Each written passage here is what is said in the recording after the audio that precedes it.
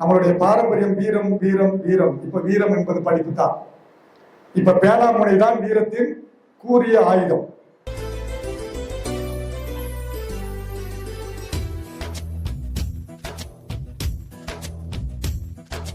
நீங்க வாழ்ந்த மண்ணில் நாங்க வாழுறதே பெருமை. தேசமெல்லாம் பேசும் தினம் உங்களோட அருமை.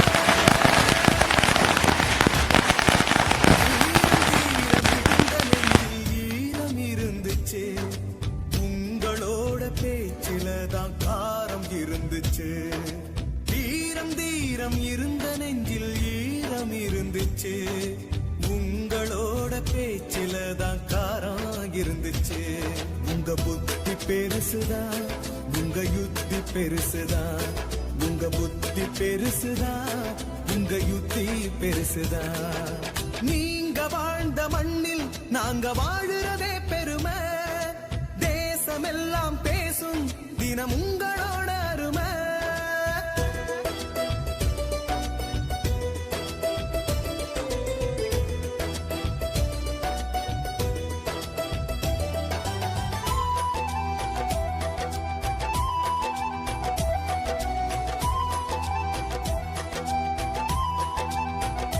எல்லோருக்கும் வணக்கம். பசும்பொன் தேவர் போட்டி மையத்தில் நீங்கள் இன்னைக்கு வந்து இணைஞ்சிருக்கீங்க. விரைவில் உங்கள் எல்லாத்தையும் ஒரு அரசு அதிகாரியாக பார்க்குங்கிற ஆசை நிச்சயமாக அது நிறைவேறும். ஏன்னா தேவர் திருமணார் பேரில் ஆரம்பிச்சிருக்காங்க. தேவர் திருமண அருளோட நீங்கள் நிச்சயமாக ஒரு நல்ல உயர் அதிகாரியாக வருவீங்க. மதம் பிடிச்ச மனிதர்களை விரட்டி அடிச்சீங்க. மானத்தோடு மனித இனத்தை மீட்டு எடுத்தீங்க. தேசியமும் தெய்வீகமும் உங்க கண்ணுங்க. தேசியமும் தெய்வீகமும் உங்க கண்ணுங்க. உங்களால் இன்னும் இருக்கு இந்த மண்ணுங்க. உங்களால் இன்னும் இருக்கு இந்த மண்ணுங்க. இந்த ஒரு சமூகத்தின் வளர்ச்சி பாதையில் சென்று சொல்லக்கூடிய இந்த விழாவிற்கு என்னை அழைத்ததற்கு அந்த செந்திலன் அவங்களோட டீம் போல அவங்களுக்கு நான் நன்றியை சொல்லிக்கிறேன். ஏன்னா இந்த மாதிரி விஷயங்கள்ல கலந்துக்கிற வேண்டும் என்பதுதான் என்னோட லட்சியமே. அதுதான் அந்த இடத்துல எங்களுக்கு ரொம்ப ஸ்பெண்ட் பண்ணி வந்து அப்படி இல்லை. நான் இங்கே மட்டும் இல்லை, முதுகுளத்தூர் மரவர் மண்டபத்தில் கிளாஸ் நடத்தினா, நம்ம பசும்பொன் தேவர் காலேஜில் நடத்திட்டு இருந்தா, இப்போயும் போயிட்டு தான் கிளாஸ் சின்னமனூர் அங்கே போய் நடத்தினா. அப்போதான் நான் யூனிஃபார்ம் சர்வீஸில் இருந்தேன். யூனிஃபார்ம் சர்வீஸில் ETRன்னு ஒரு பணம் இருக்கும். அது லீவ் இல்லாமல் வேலை பார்த்தோம்னா அந்த பணம் நமக்கு தருவாங்க. அது வேணாம் அப்படின்னு சொல்லிட்டு நான் வந்து கிளாஸ் எடுக்க வந்துட்டேன். எனவே இங்கே இருக்கக்கூடிய இந்த பயிற்சி மையத்தை ஆரம்பிக்க வேண்டும் என்று உயரிய சிந்தனையோடு சரியான ஏற்பாடுகளை செய்து, ஏன்னா நான் கூட அண்ணன் அவங்ககிட்ட சொன்னேன், ஆசிரியர்கள்லாம் இருக்கணுமே, கண்டிப்பா 1 or 2 people தன்னை அர்ப்பணிக்கணும். அர்ப்பணிச்சாதான் நம்ம இந்த கிளாஸை சக்சஸ்ஃபுல்லா கொண்டு வரணும்னு பல முறை சொல்லியிருக்கேன். இந்த போட்டித் தேர்வு என்பது மாணவர்களை நம்ம வந்து உயரிய லட்சியத்தோடு வரக்கூடிய மாணவர்களை அவங்க பெரிய ஆளாக்கணும். கரெக்டா அரேஞ்ச் பண்ணிருக்கீங்க. நான் பார்த்தேன். அது மாதிரி மாணவர்கள் 18 பேர் வந்திருக்கீங்க. இன்னும் நிறைய வரணும். ராமநாதபுரத்துல எல்லாம் பாத்தீங்க அப்படின்னா 18 பேர் அப்படின்றது ரொம்ப கம்மி. போட்டித் தேர்வுக்கு வந்து 18 பேர் வந்திருக்கீங்க. இது வந்து ஒரு 1800 மாறணும். மிகப்பெரிய வளாகத்தில் நடத்துவதற்கான வாய்ப்பையும் நம்ம கண்டிப்பா கொண்டு வரும். கடவுளோட ஆசீர்வாதம், அந்த தேவரையாவோட ஆசீர்வாதத்துல கண்டிப்பா நம்ம எஃபோர்ட் பண்ணுவோம். மிக உயர்ந்த ஒரு மையமா உருவாக்குவோம். நல்ல ஆசிரியர்கள், தம்பி எனக்கு தெரிந்த ஒரு நல்ல ஆசிரியர் சகோதரர் இருக்காங்க, மறை சார் இருக்காங்க, அப்புறம் ஆர்மியிலிருந்து வரக்கூடிய பிசிக்கல் ட்ரைனிங் கொடுக்கக்கூடியவங்க இருக்காங்க. ஆசிரியர்கள் எல்லாம் சரியா அரேஞ்ச் பண்ணியிருக்கீங்க. புக்ஸ் எல்லாம் கூட கொஞ்சம் அரேஞ்ச் பண்ணியிருக்கீங்க. என்ன 6 to 10 எல்லா புக்ஸும் வாங்கி வச்சிருந்தோம். முக்கியமா எனது சகோதர சகோதரிகள் வருங்கால தூண்கள் அப்படின்னு தான் சொல்றேன். இது வந்து பேச்சுக்காக அல்ல. இன்றைய சூழ்நிலை, இன்றைய சமூகம், நம்மளுடைய மாணவர்கள் நீங்கள் எல்லாம் மிக உயர்ந்த பதவிகளை அடைந்தால் மட்டும்தான் முதல்ல உங்க குடும்பத்தை நீங்க காப்பாத்திக்கிறணும். அதுக்கப்புறம் நம்மளுடைய சுற்றார்கள், நம்மளுடைய சமூகம் எல்லாத்தையும் நம்ம பாதுகாத்துக்கிறோம். காரணம் என்ன அப்படின்னா, நீங்கள் எல்லாம் மிக உயர்ந்த பதவிகளுக்கு சென்றால் மட்டும்தான் இந்த நாட்டை நம்ம பிடிக்க முடியும். நாட்டை பிடிக்கணும்னா பிரதமர் ஆகணும், CM ஆகணும்னு அவசியம் இல்லை. மிக உயர்ந்த ஒரு IAS, IPS, IES அல்லது ஆல் செக்ரட்டரிஸ் ஆஃப் இந்தியா அல்லது ஆல் செக்ரட்டரிஸ் ஆஃப் தமிழ்நாடு, நீங்கள் எல்லாம் முறையாக படித்தீர்கள் என்றால் ஒரு 10 ஆண்டுகளில் அந்த பதவியை நீங்க அடைஞ்சிடலாம். மாணவர்கள் முக்கியமா என்ன சொல்றேன் அப்படின்னா, நீங்க யாரு? நம்மளுடைய பாரம்பரியம் வீரம் வீரம் வீரம். இப்ப வீரம் என்பது படிப்பு தான். இப்ப பேராமுனை தான் வீரத்தின் கூறிய ஆயுதம். அதனால அந்த பேராமுனையை நம்ம பயன்படுத்தி மிக உயர்ந்த அலுவலர்களாக வர வேண்டும். All R brilliant students. இப்ப இருக்கவங்க எல்லாருமே வெரி பிரில்லியன்ட் ஸ்டூடெண்ட்ஸ்.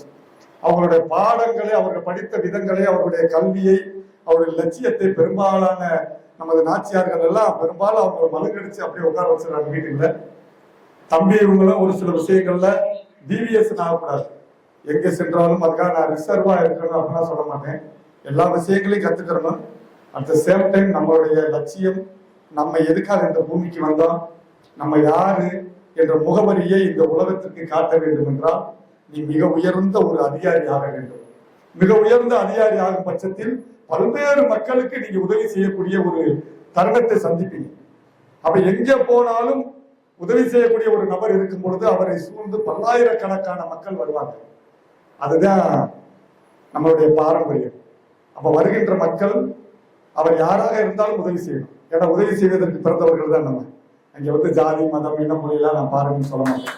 அப்படிங்க நம்ம ஒரு மிக உயர்ந்த அலுவலர்களாக மிக உயர்ந்த பதவிகளுக்கு சென்று விட்டோம் என்றால் எந்த ஒரு பாகுபாடும் பார்க்கக்கூடாது. ஒரு மன்னன், முந்தையெல்லாம் மன்னன் தான் படிச்சிருக்கான்.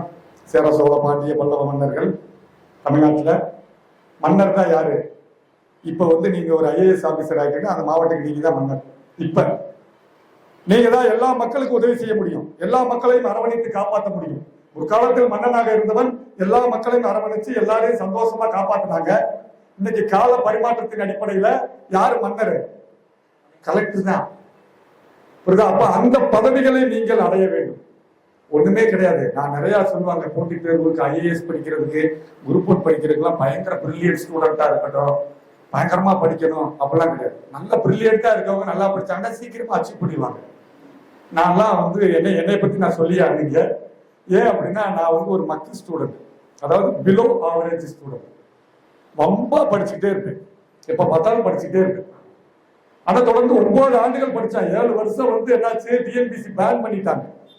பேன் பண்ணாலும் கூட தொடர்ந்து படித்து கொண்டே இருந்ததுனாலதான் நான் டிஎன்பிசி குரூப் 2 அச்சீவ் பண்ணி ரெவன்யூ இன்ஸ்பெக்டரா உள்ள வந்தேன். அப்ப படிப்பு என்பது இன்றைய மிக உச்சமான ஒரு ஆயுதம். அதனால படிப்பை வந்து நம்ம கையில் எடுத்து மிக உயர்ந்த பதவிகளுக்கு செல்ல வேண்டும். சகோதரிகளும் சரி, தம்பிகளும் சரி, உங்களோட ஃப்ரெண்ட்ஸ், நம்ம பிள்ளைய நிறைய இருப்பாங்க, அவங்க எல்லாம் வர சொல்லுங்க. நம்ம ஒருத்தருக்கு காசு பணம் கொடுத்து உதவ முடியாது. ஆனால் கல்வியை வந்து நீங்க எல்லாத்துக்கும் கொடுத்துட்டீங்க அப்படின்னா எல்லாருமே வேலைக்கு போகணும். பொறாமை குணம் நம்மளுக்குள்ள இருக்கிறார். நம்மளுக்கு போட்டி இருக்கா, பல்லாயிரக்கணக்கான பல கோடி மக்கள் போட்டி இருக்காங்க. நம்ம பிள்ளைங்க எல்லாரும் வரணும், எல்லாரும் படிக்கணும், எல்லாரும் ஜாபுக்கு போகணும். அரசு இயந்திரத்தை நம்ம பிடிக்கணும். அரசு இயந்திரத்தை பிடிச்சா மட்டும்தான் நம்ம இந்த பூமியில இனிமே சர்வை பண்ண முடியும். இல்லை என்றால் நாங்கள் எல்லாம் சகோதரர், நாங்கள் எல்லாம் காவல்துறையில் இருக்கும் பொழுதும் அரசு பணியில் இருக்கும் போதும் பல்வேறு இடைஞ்சல்களை சந்தித்துக் கொண்டிருக்கின்றோம். அவற்றை எல்லாம் வந்து ஒரு சகிப்புத்தன்மையோட நம்ம ஏதாவது கோவப்பட்டோம் அப்படின்னா தப்பா போகும். சோ இதையெல்லாம் பொறுத்து வாழ்ந்து கொண்டு இருக்கின்றோம். அரசு இயந்திரத்தை நம்ம பிடிச்சாதான் நம்மளுடைய மக்களுக்கு முழுமையான பயன்பாடுகளை நம்ம செய்யக்கூடிய சிறு சிறு வழிகாட்டுதல் மூலமாக அடைய வைக்க முடியும். எனவே அரசு இயந்திரத்தை பிடித்தே ஆக வேண்டும். அதுதான் நம்மளுடைய சமூக வளர்ச்சி.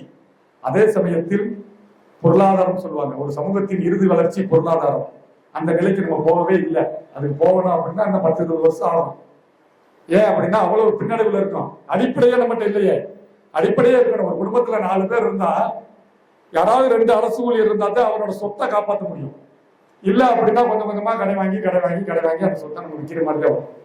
சோ ஒரு குடும்பத்தில் ஒரு அரசு ஊழியராக இருந்தால்தான் நம்மளுடைய இயற்கையில் இருக்கக்கூடிய நம்மளுடைய சொத்துக்களை நம்ம வந்து பாதுகாக்க முடியும்.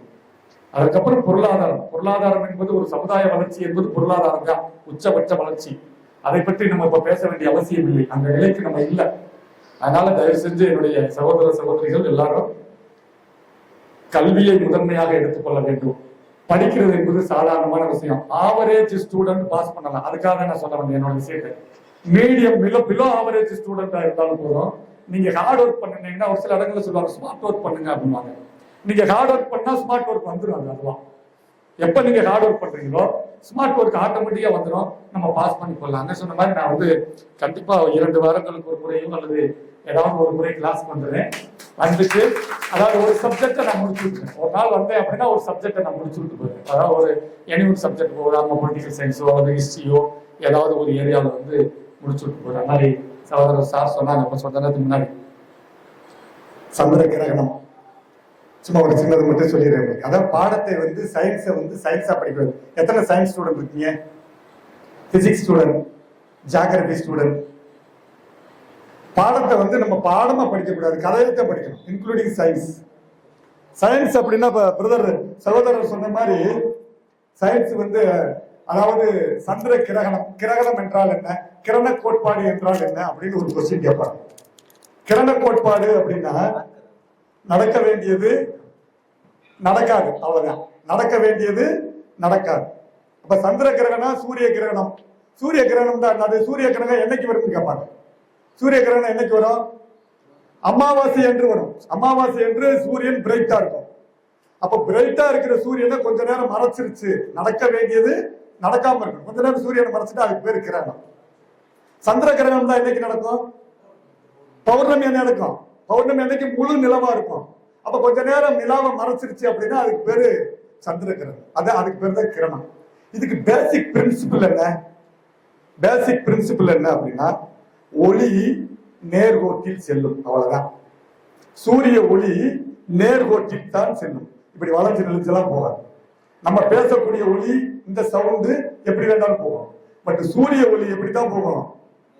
நேர்கோட்டில் செல்லும் என்ற தத்துவம் தான் சந்திர கிரகணம் சூரிய கிரகணம் நடப்பதற்கு அடிப்படை காரணம்.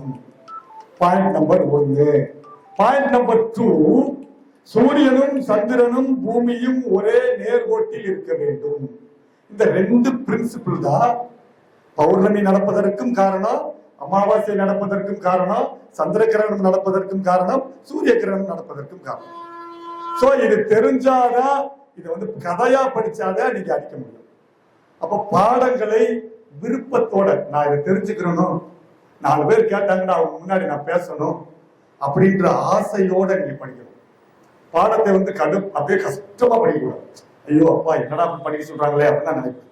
ரொம்ப இன்ட்ரெஸ்டா ஃப்ரீயா ஸ்லோவா ஆசையோட தெரிஞ்சுக்கணும்ன்ற ஆசையோட படிக்கணும். நீங்க போட்டித் தேர்வுக்கு படித்தால் மட்டும்தான் நீங்க வெளியில ஒரு சிறந்த மனிதனாக, ஒரு விவரம் தெரிந்த மனிதனாக நம்ம வந்து வாழ முடியும். இல்லை என்றால் என்னவென்றே தெரியாமல் மடிகின்ற ஒரு சூழ்நிலை. அப்படி இருப்பதற்காக நம்ம இங்க பிறந்திருக்கோம். நீங்க மட்டுமல்ல, உங்க குடும்பத்துக்காக மட்டுமல்ல, அதை தெரிஞ்சுக்கங்க. நாச்சியார்களும் சரி, சகோதரர்களும் சரி, நீங்கள் உங்கள் குடும்பத்துக்காக மட்டுமல்ல, அதை தெரிஞ்சுக்கணும். நீங்க உங்க குடும்பத்துக்காகவும் பிறந்திருக்கீங்க, இந்த சமூகத்துக்காகவும் பிறந்திருக்கீங்க அப்படின்ற உயரிய சிந்தனையை உங்களோட மனசுல இன்செர்ட் பண்ணிக்கீங்க. நான் இந்த சமூகத்தை காப்பாற்றுவேன், என் குடும்பத்தை முதல்ல காப்பாற்றுவேன், அதுக்கப்புறம் என் சமூகத்தை காப்பாற்றுவேன் அப்படின்ற ஒரு எல்லாமே ரூலா, லீகலா, சட்டப்படி இருக்கணும். சட்டவிரோதமான எந்த செயல்களும் நம்ம செஞ்சிடக்கூடாது. எல்லாத்தையுமே லீகலா செய்யணும், சட்டப்படி செய்யணும். அப்ப அதுக்கான கல்வி அறிவு ஒன்று மட்டும்தான் உங்களை நான் உயர்த்தி கொண்டு போகும் என்று கேட்டுக்கொள்கிறேன்.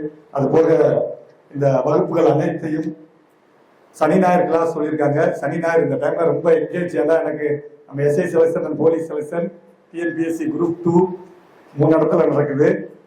நான் வந்துடுறேன் கண்டிப்பா, வந்து ஒரு ஹாஃப் டே வந்துடுறேன். சாட்டர்டே சண்டே ஒரு ஹாஃப் டே, முடிஞ்ச அளவுக்கு 1 வீக் அல்லது 2 வீக்ஸ் வரைக்கும் வந்துடுறேன். கண்டிப்பா எல்லாரும் வரணும். மாணவர்களும் சரி, மாணவியர்களும் சரி, உங்களோட ஃப்ரெண்ட்ஸ் சர்க்கிள் நிறைய இருப்பாங்க, அவங்ககிட்ட எல்லாம் பேசுங்க. மற்ற இங்க வகுப்பு எடுக்கக்கூடிய அனைவருமே பிரில்லியன்ஸ் தான். ஆல்ரெடி எல்லாம் போட்டித் தேர்வு அட்டன் பண்ணவங்க தான். அதாவது பிஹெச்டி முடிச்சிருப்பாங்க, எம்ஃபில் முடிச்சிருப்பாங்க, எம்பிபிஎஸ் முடிச்சிருப்பாங்க, எல்லாம் முடிச்சிருப்பாங்க. அவங்க எல்லாம் பிரில்லியன்ட் தான். ஆனா போட்டித் தேர்வுக்கு வகுப்பு நடத்துவது என்பது, போட்டித் தேர்வை அட்டன் பண்ணிட்டு வந்து நடத்துறவங்களோட பாடத்திட்டங்கள் வந்து மிகச் சிறப்பா இருக்கும். அவங்க வந்து என்னன்னா எப்படியெல்லாம் கொஸ்டின்ஸ் கேட்பாங்க, எப்படியெல்லாம் நம்மளை ஏமாத்துவாங்க, கேள்வி கேட்கும்போது அதை எப்படி சுத்தி விட்டுட்டு கொஸ்டின் கேட்பாங்க, இந்த மாதிரி விஷயங்களை நீங்க தெரிஞ்சுக்கலாம். அது இது போன்ற போட்டித் தேர்வு ஆசிரியர்கள் நடத்தும் போது தெரிந்து கொள்ளலாம். ஒரு 2 மினிட்ஸ் அந்த கொஸ்டின் நடத்தலாமா? பெரியவங்க எல்லாம் இருக்கீங்க, ஒரு 2 நிமிஷம் இந்த இதை நான் சொல்லிடுறேன் உங்களுக்கு. ஒரு 2 மினிட்ஸ் எல்லாம் ஓகே தானப்பா? இல்ல இது வந்து பெர்மனன்ட் மார்க்கர் நினைக்கிறேன். இதான் ஒயிட் போர்ட் மார்க்கர். ஓகே, ஒரு 2 minutes ஒன்லி.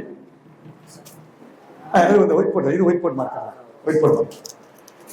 இப்ப நான் உதாரணமாக சொன்னேன், இதுதான் சூரியன். இதுதான் சூரியன். உலகத்தின் ஆற்றல் மூலம், சக்தி மூலம், ஒளி மூலம் எல்லாமே சூரியன் தான். அதனாலதான் முன்னோர்கள் இயற்கையை வணங்கினாங்க. சூரியன் தான் கடவுள், சூரிய கடவுள். எங்க போனீங்கனாலும் வெளியில கேட்குதா? வெளியில கேட்டாங்க, சும்மாவோட நடத்திடலாம். ஆமா, என்னோட வாய்ஸ் 500 பேர் கேட்கு. அதாவது சூரிய ஒளி இதான் உலகத்தின் சக்தி மூலம், ஆற்றல் மூலம் சொல்லுவாங்க. சிவன் ஆலயத்துக்கு போனீங்க அப்படின்னா ரைட் சைட்ல வச்சிருப்பாங்க. ஐயா சொன்ன மாதிரி குரு பிரம்மா, குரு விஷ்ணு, குருதேவ மகேஸ்வரா, குருசாத் பரபிரமா தஸ்மே ஸ்ரீ குருவே நமக சொன்னாங்க. அப்ப சூரிய வழிபாடு பண்ணுவாங்க. சிவன் கோயில் ஆலயத்துக்கு முன்னாடி சீலமாய் வாழ சீரருள் புரியும் ஞாலம் போற்றும் ஞாயிறே போற்றி, சூர்யா போற்றி, சந்திரா போற்றி, வீரியா போற்றி, வினைகள் கலைவாய் போற்றி. அப்ப இந்த சூரியன் தான் இந்த உலகத்தின் முதற் கடவுள்.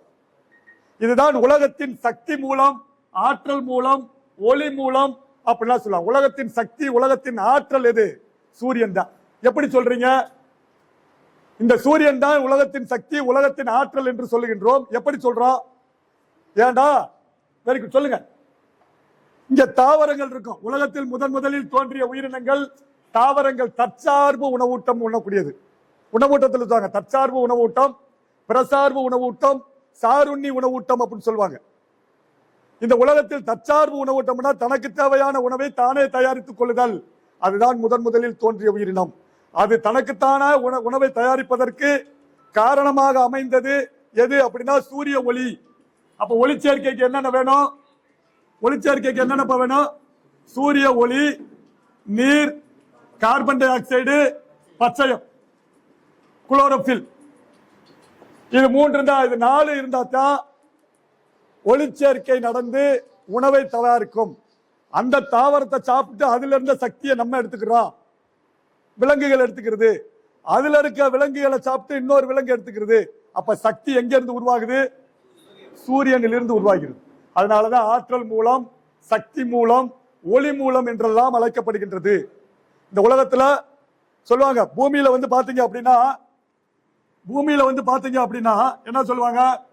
பசுமை மாறா காடுகள் எங்கே காணப்படுகிறது அப்படின்னு ஒரு கொஸ்டின் கேட்பான். பசுமை மாறா காடுகள் எங்க காணப்படும் அப்படின்னா இந்த நிலநடுக்கோட்டு பகுதியில் தான் காணப்படும். இங்க 5 டிகிரி, இங்க 5 டிகிரி. மிகப்பெரிய மரங்கள், மிகப்பெரிய விலங்குகள், மிகப்பெரிய அனைத்து உயிரினங்களும் அங்கேதான் இருக்கும். ஏன் அங்க இருக்கு? பெரும்பாலும் சூரிய ஒளி இங்கதான் அதிகமா படும். பெரும்பாலும் சூரிய ஒளி எங்கதான் படும்?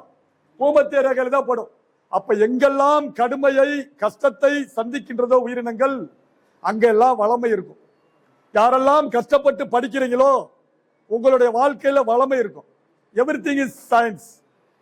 நீங்க நடக்கிறது, உட்கார்றது, பேசுறது, நிக்கிறது எல்லாமே அறிவியல். எல்லாமே அறிவியல் தான். ஜாதகம் சொல்லுவாங்க பாத்தீங்களா? ஜாதகம் எல்லாம் ஒண்ணுமே எல்லாமே பிசிக்ஸ், எல்லாமே ஜியோகிராபி. அவ்வளவுதான். ஜாதகமே பிசிக்ஸ், ஜாதகமே ஜியோகிராபி. அப்ப இந்த சூரிய ஒளி இங்க 23 டிகிரி வரைக்கும் தான் போகும்.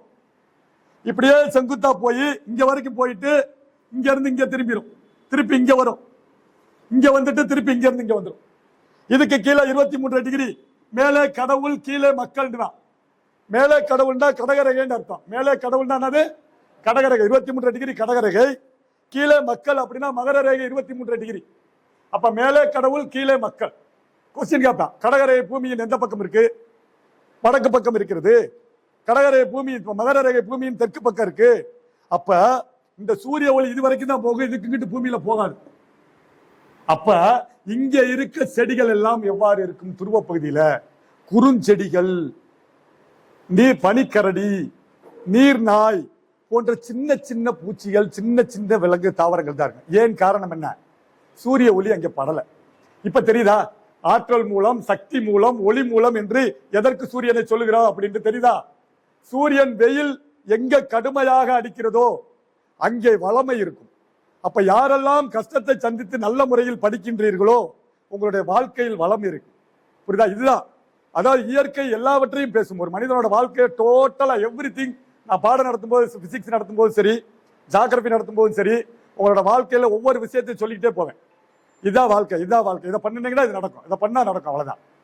அப்ப கல்வியில வந்து நீங்க படிச்சுட்டீங்க அப்படின்னா எல்லா விஷயத்தையும் சொல்லலாம். இப்ப கிரகணம் சொன்னாங்க, அதை சொல்றதுக்காக வந்து அதுக்கு முன்னாடி ஆற்றல் என்பது பற்றி சொல்வதற்காக இந்த விஷயத்தை சொன்னேன். இப்ப சூரிய ஒளி நேர்கோட்டில் தான் செல்லும், வளைஞ்சு நெளிஞ்சு போகாது. இப்படிலாம் வளைஞ்சு நெளிஞ்சுலாம் போகாது, நேர்கோட்டில் தான் போகும். அப்ப சூரியன், சன், எர்த்து, மூன், இது மூன்றும் ஒரே நேர்கோட்டில் இருந்தால்தான் சூரியன், அதாவது பௌர்ணமி, அமாவாசை ரெண்டும் உருவாகும். இப்ப இது வந்து 3, இங்க எர்த்து. இப்ப கொஸ்டின் கேட்பேன், அமாவாசை என்று சூரியன், சந்திரன், பூமியின் நிலை என்ன அப்படின்னு கொஸ்டின் கேட்பான். SME, அதாவது SME அப்படின்னு சொல்லணும். சன்னு, 3, எர்த்து. சூரியனுக்கும் பூமிக்கும் இடையில என்ன இருக்கும்? சந்திரன் இருக்கும். இப்ப 3 ஒரே நேர்கோட்டில் தான் இருக்கணும். சரி, இப்ப என்ன நடக்கும்? சூரிய ஒளி வளைஞ்சு நெளிஞ்சு போகாது. இங்க இருந்து சூரிய ஒளி இங்க போய் படுது, பட்ட ஒண்ணு இங்க பட்டுட்டு திருப்பி இந்த பக்கம் திரும்பிடுது. அப்ப நிலாவுல இந்த பக்கத்தை நம்ம பார்க்க முடியாது. அப்ப என்ன ஆயிரும்? அன்னைக்கு அமாவாசை ஆயிரும். அன்னைக்கு என்னவாயிரும்? அமாவாசை. அப்ப அமாவாசை என்று சந்திரன், பூமி, நிலாவின் நிலை என்ன அப்படின்னா SME நோட் பண்ணிக்கங்க. சூரியனுக்கும் பூமிக்கும் இடையில என்ன இருக்கும்? சந்திரன் 3 இருக்கும். அப்ப சூரிய ஒளி இப்படி பட்டு இப்படி திரும்பிருச்சு, இது அமாவாசை. இன்னைக்கு சூரிய கிரகணம். சூரிய கிரகணம் என்று நடக்கும்? அமாவாசை என்று தான் நடக்கும். அப்ப இன்றைய பொழுதுக்கு இந்த சூரியன் முழுவதுமாக எர்த்துக்கு தெரியணும், இரவுல தான் மறையும், முழுவதுமாக தெரியணும். அப்ப தெரிகின்ற அந்த சூரியனை ஒரு குறிப்பிட்ட நேரம் வந்து சுத்தரா மறைச்சிடும் நிலா. அதனால அது சூரிய கிரகணம். இப்ப சந்திர கிரகணம் வச்சுங்களேன், சூரியன், எர்த்து, மூன். சூரியனுக்கும் சந்திரனுக்கும் இடையில் பூமி இருக்கும். சரி, இப்ப சூரியன்ல இருந்து ஒளி உரம் போய் படுது, பட்டுட்டு அப்படியே பின்னாடி திரும்பிடும்ல. இப்ப இப்படி நிலம் அங்கிட்டு இருக்க நிலம் நமக்கு தெரியும். கேட்கணும்ல கேள்வி? கண்டிப்பா கேட்கணும். ஏன்னா இங்க இருந்து இங்க போகுது, பூமியில இருக்க நம்ம நிலாவை பார்த்தோம்னா தெரியல. ஏன்னா ஒளி பட்டுட்டு இங்கிட்டு திரும்பிடுச்சு. ஒளி அங்கிட்டு வந்தா தான் நம்மளால கண்டுபிடிக்க முடியும். இப்ப இங்கிட்டு திரும்பிடுச்சு. இப்ப பூமியில விட்டு இங்கிட்டு திரும்பிடுச்சு. இப்ப எப்படி நல்லா தெரியும்? இந்த ஒளி போனா தானே தெரியும், தெரியல. இப்ப என்ன மேட்ரு அப்படின்னா, இதெல்லாம் கேட்கணும் நீங்க படிக்கும் பொழுது. சார் எப்படி சார் தெரியும்? இப்ப நாங்க ஆசிரியர்கள் பாடம் நடத்தும் பொழுது ஒரு பாடம் நடத்தணும்னா கண்டிப்பா நீங்க இன்டராக்ட் பண்ணணும். ஐயோ சார் சொன்னா சரியா இருக்கும் அப்படிலாம் சொல்லக்கூடாது. சார் நான் இந்த புக்ல இந்த மாதிரி படிச்சு தப்பா இருக்கு நீங்க சொல்றது அப்படின்னா ரெஃபர் பண்ணி, சரியா இருந்தா ஆசிரியரா இருந்தாலும் திருத்திக்கணும். புரியுதாப்பா? அதான் கேட்கறது. புரியல அப்படின்னா சார் கொஞ்சம் சுலவா நடத்துங்க, இல்ல திருப்பி சொல்லுங்க. இது எல்லாம் வந்து உங்ககிட்ட இருந்து வரணும். அப்படின்னா தான் நம்ம சக்சஸ் பண்ண முடியும். அப்ப என்ன ஆகும்? இப்ப என்ன சொல்றாங்க அப்படின்னா ரொட்டேஷன் அண்ட் ரெவல்யூஷன் அப்படின்னா, ரொட்டேஷன் அண்ட் ரெவல்யூஷன், அதாவது தன்னைத்தானே சுற்றுவதற்கு பேர் என்னது? ரொட்டேஷன். இந்த ரெவல்யூஷன் என்றால் தன்னைத்தானே சுற்றி கொண்டு பூமியை, சூரியனையும் சுற்றி வருவது. அப்ப இந்த தத்துவத்தின்படி இயங்கக்கூடிய கருவி ஒன்று சொல்லு. இந்த ரொட்டேஷன் அண்ட் ரெவல்யூஷன் என்ற தத்துவத்தின்படி இயங்கக்கூடிய கருவி ஒன்று சொல்லுங்க அப்படின்னு கேட்பேன். துப்பாக்கியில உள்ள குழல்ல பாத்தீங்கன்னா உள்ள ஒரு ரிங் இருக்கும். அப்ப அந்த தோட்டா என்ன பண்ணும்னா தன்னைத்தானே சுற்றி கொண்டு அந்த குழாயையும் சுத்திக்கிட்டே வரும். அப்ப இந்த ரொட்டேஷன் அண்ட் ரெவல்யூஷன் எங்கு அதிகமாக இருக்கிறதோ அங்க பயங்கரமான சக்தி இருக்கும். அப்ப அதோட ஸ்பீடு வந்து அபரிமிதமா இருக்கும். இப்ப 303 துப்பாக்கி, நம்ம துப்பாக்கிலாம் சுட்டாங்க அப்படின்னா முன்னாடி பார்த்தா சின்ன ஓட்டை தான் இருக்கும், பின்னாடி எதுவுமே இருக்காது. என்ன பண்ணும்? ரொட்டேட் பண்ணி அழித்து போறோம்.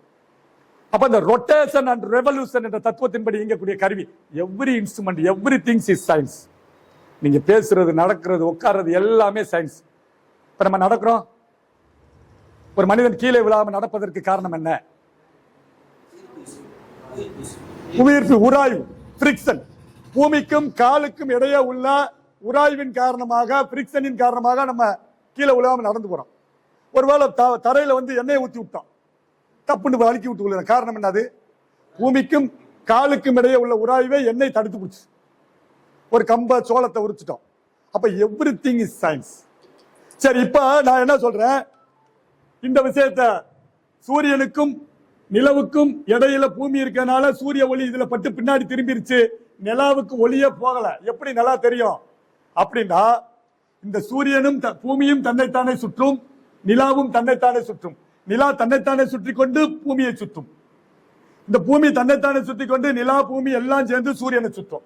இந்த ரொட்டேஷன் அண்ட் ரெவல்யூஷன் புரியுதா? அப்ப என்ன சொல்றா, நிலா பூமியை சுற்றும் கோணம் பூமி சூரிய சுற்றும் கோணத்தை விட பூமி சூரியனை சுற்றும் கோணம் நிலா பூமியை சுற்றும் கோணத்தை விட 5 டிகிரி சாய்வா இருக்கும், 5 டிகிரி சாய்வா இருக்கும். அப்ப இந்த சூரிய ஒளி இங்க போய் பட்டு எல்லாம் பிரைட்டா தெரிய ஆரம்பிக்கும். இப்ப நட்சத்திரத்துக்கும் கோள்களுக்கும் என்ன வித்தியாசம், ஸ்டாருக்கும் பிளானட்டுக்கும் என்ன வித்தியாசம்? நட்சத்திரம் என்றால் தானாக ஒளிரக்கூடியது, அதுக்கு பேர் நட்சத்திரம், ஸ்டார்ஸ். கோள்கள் என்றால் இந்த மாதிரி ஒளியை பிரதிபலிக்கக்கூடியது, ஒளியை சிதறடித்து தன்னை நிலா என்பது துணைக்கோள், இயற்கையான துணைக்கோள். செயற்கை துணைக்கோள் நிறைய கொடுக்கிறோம். இயற்கையான துணைக்கோள் சூரியனின் ஒளியை பிரதிபலிப்பதால் நிலா தெரிகிறது, அவ்வளவுதான். அப்ப கோள்களுக்கும் நட்சத்திரங்களுக்கும் வித்தியாசம் இருக்கு, ஸ்டாருக்கும் வித்தியாசம் இருக்கு. ஓகே, இதுதான் விஷயங்கள். அப்ப இந்த பாடத்தை படிக்கும் பொழுது நீங்க பிராக்டிக்கலா விருப்பத்தோட ஆசையோட படிக்கணும், அவ்வளவுதான் விஷயம். அது போக நம்ம கொடுக்கக்கூடிய ஹோம்ஒர்க்ஸ் நான் அவங்கள முடிஞ்ச அளவுக்கு நல்லா கைட் பண்றேன். ஏன்னா நல்ல விஷயம் இது. ஏன்னா நம்ம ஒரு சமுதாயத்தின் வளர்ச்சி கல்வி, ஒரு சமுதாயத்தின் வளர்ச்சி, நம்மளுடைய இளைஞர்கள் மிகப்பெரிய பதவிகளை அடைய வேண்டும். ஏன்னா நம்ம கல்வி மையத்தில், முக்குளத்தூர் இலவச கல்வி மையத்தில் இது வரைக்கும் நியர போட்டு 6000 பேருக்கு மேல ஜாப் போயிருக்காங்க. நிறைய மாணவர்கள் எனக்கு அதிகாரியா வந்துட்டாங்க. இப்ப நான் டெப்டி தாசில்தார், எனக்கு அதிகாரியா வந்துட்டாங்க. அது எனக்கு ரொம்ப பெருமையா இருக்கும்.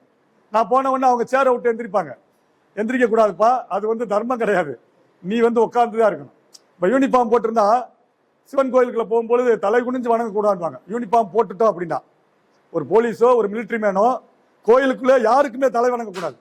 அப்படிதான் இருக்கணும். நம்மளோட டெக்கோரம், நம்மளோட டிசிப்ளின் எப்பயும் ஒரே மாதிரி இருக்கும். அப்படி இருந்தால் மட்டும்தான் நீங்க ஜெயிக்க முடியும். நீங்க நல்லா சிரிங்க, நல்லா படம் பாருங்க, நல்ல ஃப்ரெண்ட்ஸோட பேசுங்க, தப்பே கிடையாது. நல்ல விஷயங்களை பேசணும், இந்த மாதிரி கல்வி சம்பந்தமா டிஸ்கஸ் பண்ணணும்.